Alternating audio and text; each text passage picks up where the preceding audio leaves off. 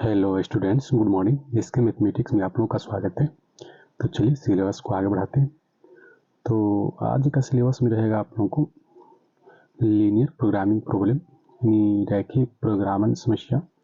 इसको हिंदी में क्या बोलते हैं? रैखिक प्रोग्रामन समस्या है। एक्चुअल में आपको जो मिलेगा इसको क्या बोलते हैं? रैखिक प्रोग्रामन, है ना। LPP, लीनियर LPP होता है ना। LPP लीनियर प्रोग्रामिंग प्रॉब्लम, यानी रैखिक प्रोग्रामन समस्या। इसमें कुछ महत्वपूर्ण नोट्स हैं इसकी, तो इसको हम कुछ एग्जाम्पल दे करके समझाते हैं, जो कि ऑब्जेक्टिव में पूछ लिया जाता है ना, कि ऑब्जेक्टिव में पूछ लिया जाता है। तो आपको क्या रहेगा? x + 2y ≤ 16, x > 0, y > 0। तो इसमें x > 0, y > 0, इसमें केवल हम आपको क्वेश्चन सोल्व करने की तरीका मैं बताऊंगा। और ये जो है x > 0, y > 0, अगर किसी भी क्वेश्चन LPP में किसी भी क्वेश्चन x > 0, y > 0, इस तरह के जो इनइक्वालिटी है, इस प्रकार की जो असमिका है, इसको क्या बोलते हैं? ऋणोत्तर व्यवरोध कहते हैं। है क्या कहलाता है? ऋणोत्तर व्यवरोध कहलाता है। क्या कहलाता है? ये दोनों ऋणोत्तर व्यवरोध कहलाता है। अच्छा, ऐसा इसलिए ये हमेशा है ना, आपको क्वेश्चन में ग्रेटर देन ही इक्वल टू मिलेगा। x > 0 और y > 0, ये दोनों को दोनों ग्रेटर देन ही मिलेगा। क्यों? इसलिए क्योंकि यहाँ पर x और y जो होता है वस्तुओं की संख्या होता है।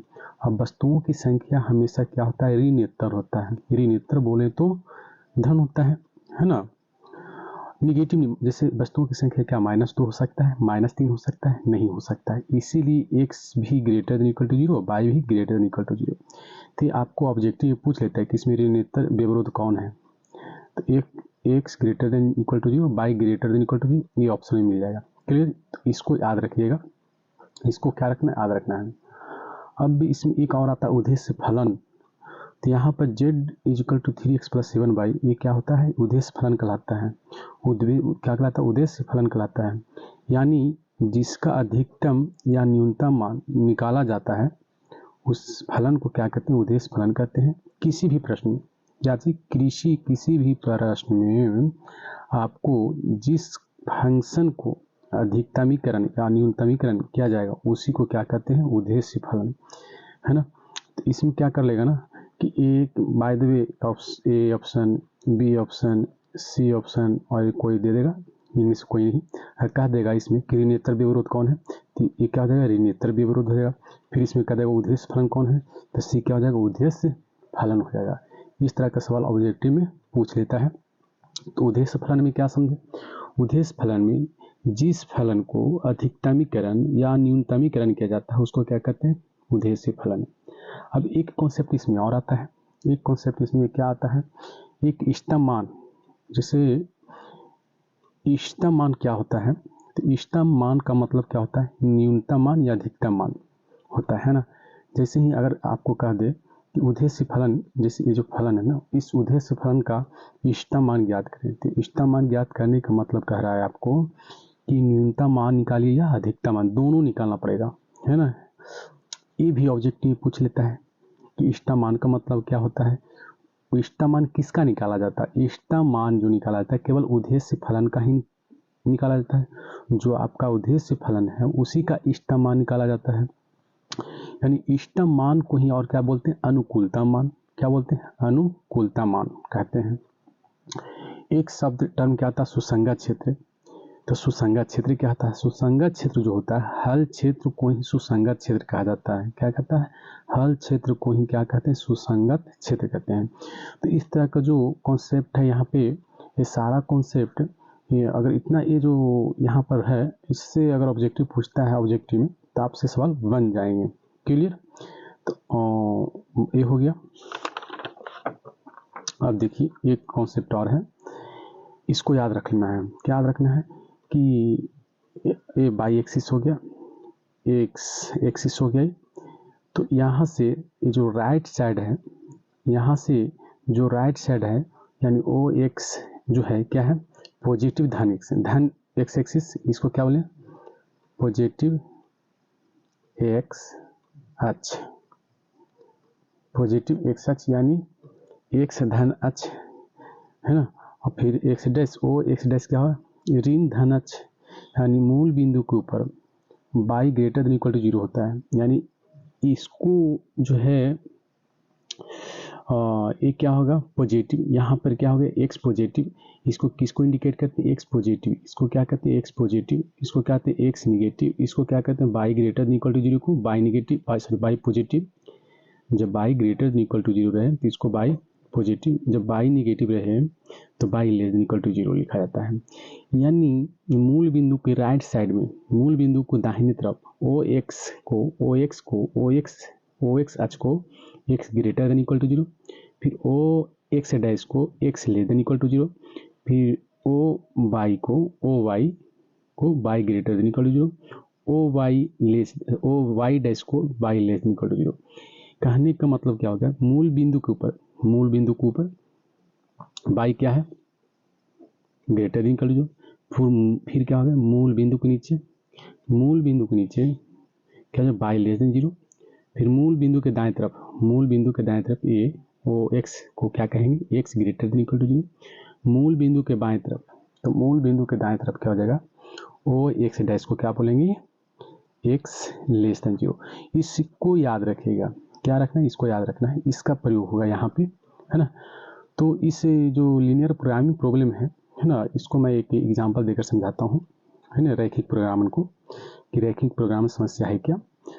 तो इसको हम एक एग्जांपल जो बोर्ड में जो पूछे जाएंगे, इतना बताने के बाद आपसे सवाल बन जाएंगे बोर्ड में, और इसको 2 से 3 बार, कम से कम 2 बार इसको प्रैक्टिस कर लीजिएगा। और जाते वक्त भी कम से कम क्या करना है, जिस टाइम में सुबह में जा रहे हो तो उस टाइम में कम से कम 10 मिनट इसको कॉपी पर लिख कर रिविजन कर लीजिएगा, है ना। या तो कम से कम कॉपी को एक बार देख लीजिएगा, 2 बार प्रैक्टिस कर लो शाम में, फिर सुबह में जाते वक्त इसको देखना है। इसको क्या होगा, यहाँ से आपको 5 मार्क्स में एक क्वेश्चन निश्चित कन्फर्म रहेगा, यहाँ से एक क्वेश्चन 5 मार्क्स में रहेगा। इसको तभी अगर बढ़िया से अगर क्लियर करके जाते हैं तो बन जाता है सवाल क्लियर। तो चलिए नेक्स्ट अब आते हैं क्वेश्चन पे, समझते हैं। देखिए यहाँ से एक क्वेश्चन है, क्वेश्चन क्या है कि व्यवरोधों को x + 2y less than equal to 16, x greater than equal to 0, y greater than equal to 0 के अंतर्गत z = 3x + 7y का अधिकतम मान निकालें। यानी इसको इष्टमीकरण नहीं कह रहा है अधिकतमीकरण कीजिए। अगर इष्टम इसी को कहता कि इष्टतमीकरण करिए, तो इष्टतमीकरण करने के मतलब है कि अधिकतम मान, इस z का अधिकतम मान और न्यूनतम मान दोनों निकालना होगा, है ना, क्लियर। तो चलिए देखा जाए। तो दिया है कि व्यवरोध x + 2y less than equal to 16, x greater than 0, y greater than 0। इसको असम का 1 हो गया, असम का 2 हो गया, असम का 3 हो गया, तथा उद्देश्य फलन इसमें कौन है, z = 3x + 7y, है ना। तो इसमें ये जो है ना, x greater than equal to 0 और y greater than equal to 0, ये क्या होगा, इसको क्या बोलेंगे, ऋणोत्तर व्यवरोध बोलेंगे। और जिसका अधिकतम मान निकालने के लिए बोल रहा है, इसका z = 3x + 7y, इसको क्या करेंगे, ये क्या हो गया, उद्देश्य फलन हो गया। ये क्या, इसको क्या बोलेंगे, उद्देश्य फलन हो गया, क्लियर। अगर इस सिस्टम में अगर बोला ना जाए, कि कौन क्या है, अगर आपसे पूछ लिए कि इसमें उद्देश्य फलन कौन है, तो आपका उद्देश्य फलन ये होगा, ये क्या हो जाएगा, उद्देश्य फलन हो जाएगा। इसमें अगर पूछा जाए इसमें ऋणोत्तर व्यवरोध कौन है, तो ऋणोत्तर व्यवरोध ये दोनों हो जाएगा, x greater than equal to 0 और y greater than equal to 0। ये क्या हो गया, ऋणोत्तर व्यवरोध हो गया। एकदम गौर से सुनिएगा, एकदम गौर से देखते रहना है ना। बहुत ही आसान है, अगर इसको बढ़िया से कंसंट्रेट होकर पढ़ लीजिए, बहुत ही आसान है, लेकिन इसको लोग समझते बहुत टफ है, लेकिन गौर से देखते रहिए आप, है ना। तो चलिए सवाल को और आगे बढ़ाते हैं। देखिए क्या कर रहा है, असमिका वर्ण के संगत समीकरण है। तो इसमें सबसे पहले क्या करना है कि जो असमिका वर्ण है इसके संगत समीकरण, ये देखो ये समीकरण नहीं है, ये क्या है, एक असमिका है। असमिका का पहचान क्या है, असमिका का पहचान ये है कि उसमें लेस देन लगा हुआ रहता है, लेकिन इक्वेशन क्या, समीकरण में लेस देन नहीं रहकर केवल इक्वालिटी का चिन्ह रहता है ना। तो इस जो समीकरण असमिका वर्ण है, जो असमिका वर्ण है, इस असमिका वर्ण का जो संगत समीकरण ये हो जाएगा। इसकी इस असमका के x greater than equal to 0 हो जाएगा। फिर ये जो है इसके संगत, इस असमका के संगत y greater than equal to 0 हो जाएगा, है ना। तो सबसे पहले आपको क्या करना है, जितना भी असमका दिया हुआ है प्रत्येक असमका के संगत समीकरण निकालिए।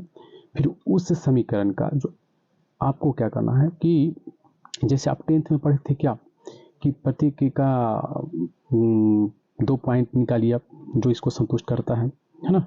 जैसे आप 10th में पढ़े थे, अब उसको ग्राफ बनाना है। 10th में ग्राफ बनाने की, इसका ग्राफ अगर बनाने का है तो ये बना दोगे इसको, जैसे 10th में बनाए थे उसी तरह इसका ग्राफ बना देंगे। फिर x ग्रेटर देन, अब x असमका 2 के संगत समीकरण x बराबर 0 और y ग्रेटर देन इक्वल संगत y बराबर 0। तो इसका भी x बराबर 0 कहाँ होता है, x बराबर 0 कहाँ होता है, y बराबर 0 कहाँ होता है, x स्क्वायर। तो इसको ध्यान रखिएगा, है ना। तो इसमें क्या किए कि जितना भी असमका है उस असमका के संगत समीकरण को लिख लेंगे। समीकरण को लिखने के बाद इसका जो सेटिस्फाइंग पॉइंट हो गया, जैसे x + 2y 16 का जो सेटिस्फाइंग पॉइंट, कोई भी 2 पॉइंट निकाल लीजिए इस तरह, जैसे यहाँ पर टेबल में निकाला गया है। x बराबर 0 रखेंगे तो y क्या आ जाएगा, 8 हो जाएगा। तो y 8 तो 0,8 ये आपका निकल गया पॉइंट। फिर y बराबर 0 रख देंगे। अगर इसमें y 0 रखते हैं x क्या आ जाएगा, 16। तो 1 से 16 तो 16,0 हो जाएगा। क्या आ जाएगा, 16,0 हो गया, है ना। x 16 y 0, है ना, ये हो गया 16,0। तो ऐसा हो जाता है, क्लियर। अब यहाँ पे आपको क्या करना पड़ेगा कि अब इसको ग्राफ देख लेते हैं, है ना। देखिए असमका, फिर जो बोल रहे थे वही बात को दोहरा रहे हैं। असमका 2 के संगत समीकरण x बराबर 0 है, असमका 3 के संगत समीकरण x y बराबर 0 है। अब प्रत्येक संगत समीकरण को ग्राफ बनाएंगे, है ना। अब प्रत्येक संगत समीकरण को क्या करेंगे, ग्राफ बनाएंगे। देखिए हम इसको समझाते हैं।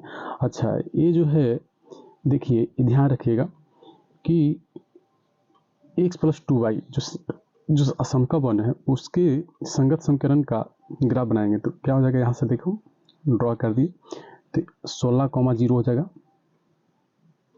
फिर 0,2 हो जाएगा। ये 2 पॉइंट मिला, ये दोनों पॉइंट को क्या कर दिए, मिला दिए। मिलाने के बाद क्या कर दिए, इस कॉर्नर पॉइंट को, ये मान ली इस कॉर्नर पॉइंट को भी, और यहाँ से इस लाइन को आगे बढ़ा दिए, एक्सटेंड कर दिए इसको आगे। फिर इस पॉइंट से इसको ये आगे बढ़ा दिए। इस लाइन का जो संगत समीकरण मिला था असमका बन की, इस लाइन का ग्राफ मिल गया। अब इसके संगत समीकरण ना, तो अब संगत क्षेत्र पता करना होगा जो सेटिस्फाई करता है। तो इसके लिए क्या करना पड़ेगा कि उस बिंदु को चुनना है आपको जो लाइन x + 2y बराबर 16 पे नहीं होगा। तो इसमें 0,0 सबसे आसान रहेगा, आप 0,0 को चुन सकते हैं, नहीं तो आप और भी कुछ चुन सकते हैं। वहीं उसी बिंदु को लेना है जो इस लाइन पे नहीं हो, जैसे 0,8 इस लाइन पे है तो इसको नहीं चुनना है। यहाँ पर भी कुछ हो सकता है, जैसे ये भी लाइन, ये भी 16,0 इस पॉइंट इस लाइन पे है, ये जो पॉइंट है इस लाइन पे है, तो इसको नहीं लेना है। उसी पॉइंट को लेना है जो इस लाइन पर नहीं होगा।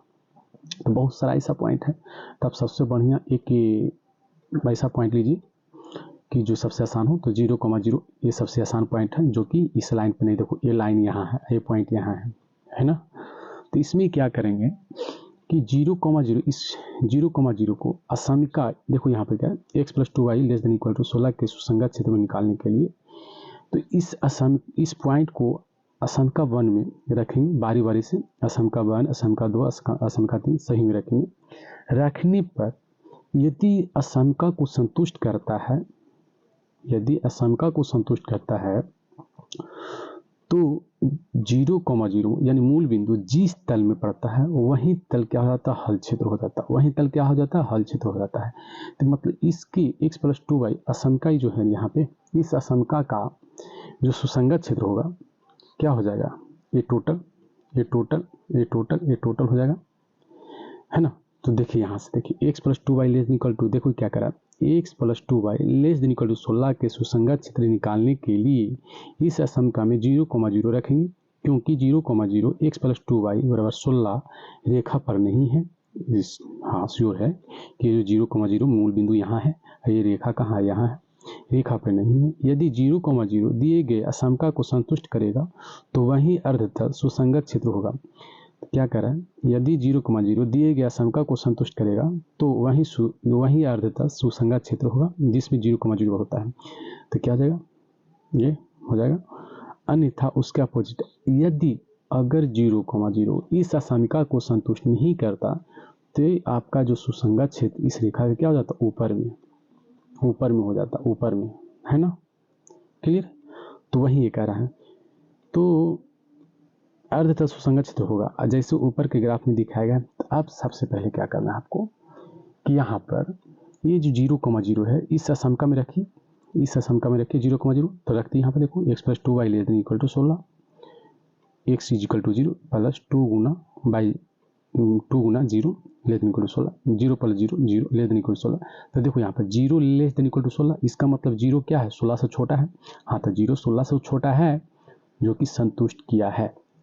क्या क्या संतुष्ट किया, इसका मतलब 0,0 जिस तल में पड़ता है वही तल इस असमिका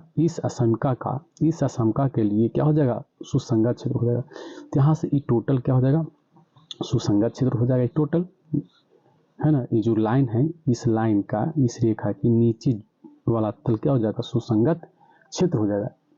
क्या हो जाएगा, सुसंगत क्षेत्र होगा टोटल। यहाँ से ये टोटल है ना, ये टोटल क्या हो जाएगा, सुसंगत क्षेत्र हो जाएगा। क्लियर है ना।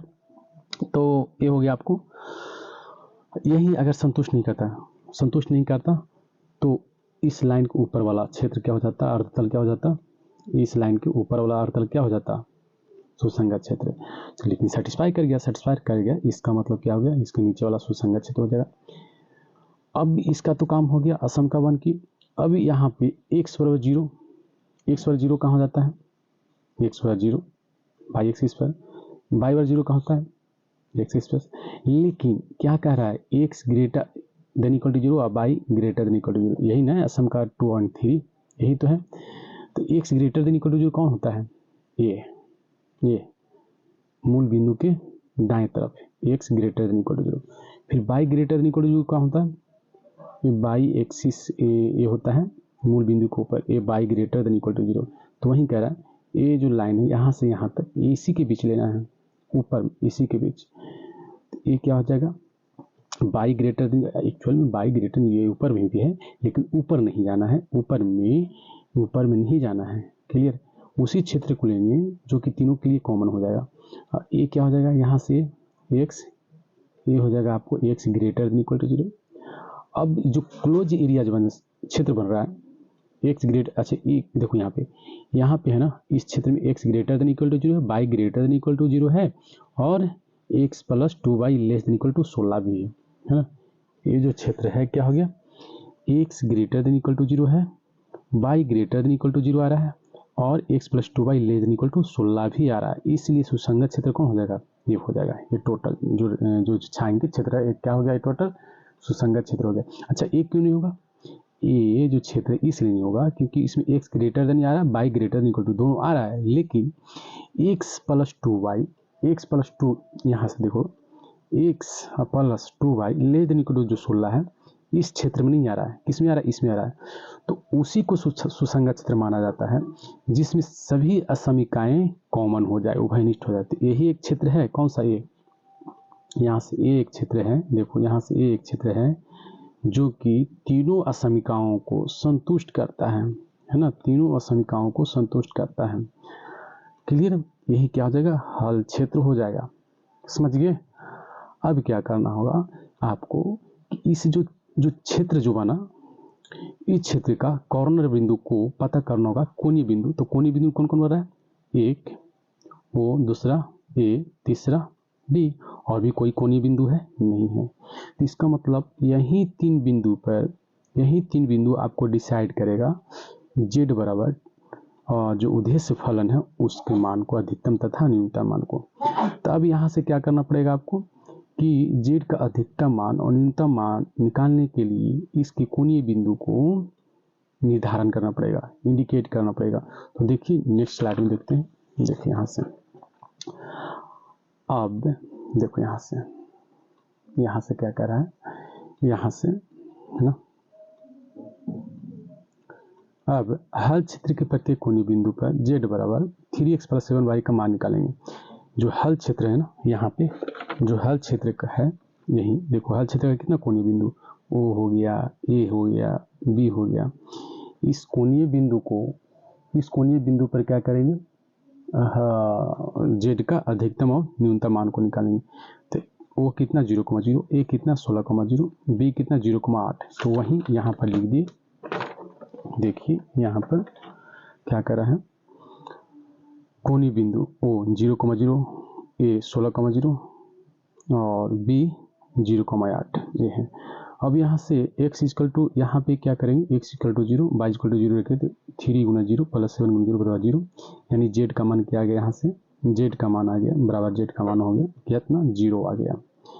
फिर a जो है यहाँ से 16,0, तो अभी ये जो x = 0 है ना, सॉरी यहाँ पर x क्या है 16, यहाँ क्या है y 0, तो इस मान को यहाँ रखेंगे तो क्या होगा 3 × x की जगह 16 रखिए, तो 3 × 16 + 7 × 0 बराबर 48। तो 16 × 48 + 0, क्योंकि 7 × 0 0, तो 16 × 48 हो जाएगा। फिर सेकंड पॉइंट, सेकंड कोणीय बिंदु क्या हो गया, b 0,8। अब इस 0,8 को यहाँ पर रखिए, x = 0 रखिए, अब y = 8 रखिए यहाँ, तो क्या हो जाएगा 3 × 0 + 7 × 8, तो 3 × 0 0 + 5 7 × 56, 0 + 56 बराबर 56, यानी z का मान यहाँ से क्या आ गया 56। अब इसमें आपको ढूंढना क्या होगा, कि यहाँ से क्या करना होगा, कि यहाँ से आपको क्या करना होगा कि इसमें ढूंढिए अधिकतम मान किसका है, अधिकतम मान किसका है और न्यूनतम मान कौन है, सबसे कम मान। तो सबसे कम 0 हो गया और सबसे अधिक कौन सा 48 और 56 कौन है 56। तो इसमें देखो क्या हो गया, 0 किस पे आ रहा है, इस कोणीय बिंदु पे। 56 किस पे आ रहा है, 56 कहाँ पे आ रहा है B पर। तो अतः ऊपर के व्याख्या से कोणीय बिंदु 0,0 पर z का न्यूनतम मान z बराबर 0 है, तथा कोणीय बिंदु B 0,1 पर z का अधिकतम मान z बराबर 56 है। यही आपका आंसर हो जाएगा। क्लियर, यही क्या हो गया आपका आंसर हो गया। ठीक है, तो इसको क्या करना है, बढ़िया से पढ़िए इसको 1 से 2 बार करके, फिर 1 से 2 बार करके देखिए इसको, एक बार नहीं फिर दोबारा इसको देखिए, फिर 1 से 2 बार रिविजन कीजिएगा तो फिर बहुत ही आसान हो जाएगा, बहुत आसान सवाल है, समझ गए ना। तो ठीक है, नेक्स्ट क्वेश्चन देखते हैं।